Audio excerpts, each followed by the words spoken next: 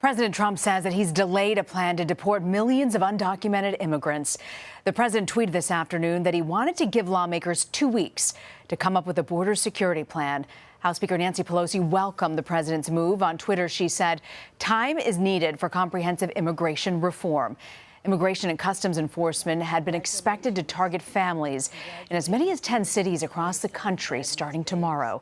CBSNews.com politics reporter Camilo Montoyo Galvez joins us now on the phone from Washington. So, Camilo, what's the latest on this, and what can you tell us about why the president chose to delay the raids? Hey, Rena, thanks for having me. So, quite evidently, there was some fear within both the administration and Congress that such a publicized series and wave of roundups against migrant families would have derailed negotiations in Congress that are currently happening to allocate more funds for Customs and Border Protection, the Department of Health and Human Services, to deal with the unprecedented surge of Central American families that are heading towards the southwest border. And as Democrats will be opposed to approving more funds for immigration enforcement at both the border and the interior if the administration carried out these plans. So the president seemed to have taken that into account. We've also gotten word that Speaker Nancy Pelosi called him last night. She sent out a statement praising his reversal on this. So, some advocates are calling this and are saying this is a similar tactic that he used against the Mexican government when he threatened them with tariffs and then got a pretty good deal so they would bolster their enforcement at the Mexico-Guatemala border, but this time with Democrats in the House. You know, this is an incredibly highly unusual and unprecedented move that the president would have taken. Can you give us just sort of a little background? Why did he choose to do this now, and what's sort of the motivation behind this? Right. So, the administration has been pretty clear this week, actually. So these large-scale operations are typically not disclosed to the public, even to the media.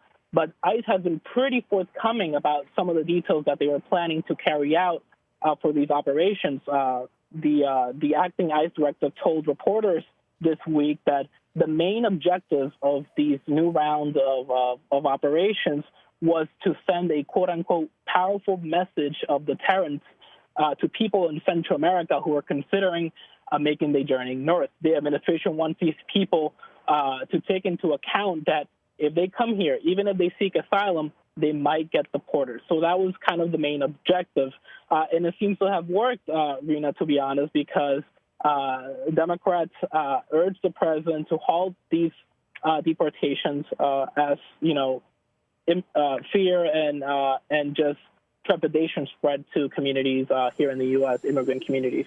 And Camilo, we know Congress has repeatedly failed to pass any sort of comprehensive immigration reform in over the past few years. Is there any real substantive potential for Republicans and Democrats to really take this up right now?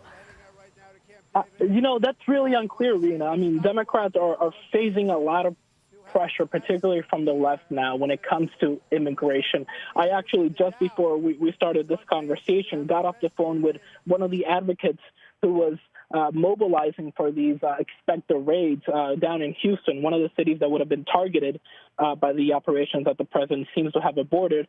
And she started crying during the interview because she said that his tweet just added to the confusion and fear that is prevalent in immigrant communities. She told me that, immigrants are being used like bargaining chips. The president makes a pretty explicitly clear in his tweet that he says deportations will start unless Republicans and Democrats, agree on a deal to overhaul the asylum system, which he has constantly railed against. So I don't think those types of threats by the president are conducive to an environment where lawmakers from both sides can come together and really pass what has been elusive for various administrations, which is comprehensive immigration reform. Camilo, you've been covering this story for CBS News for a while. I'm curious about the cities and the mayors of these cities who have been targeted. How are they reacting? What are they saying to the situation?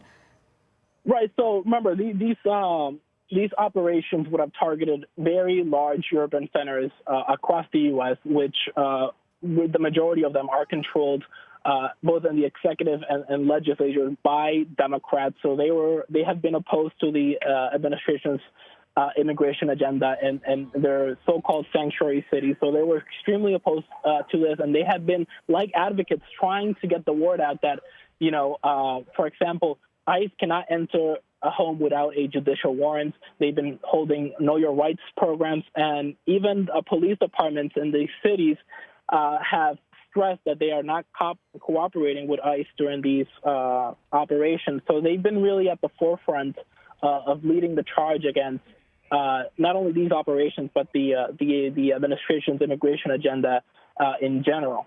Camilo, thank you very much for joining us with this update.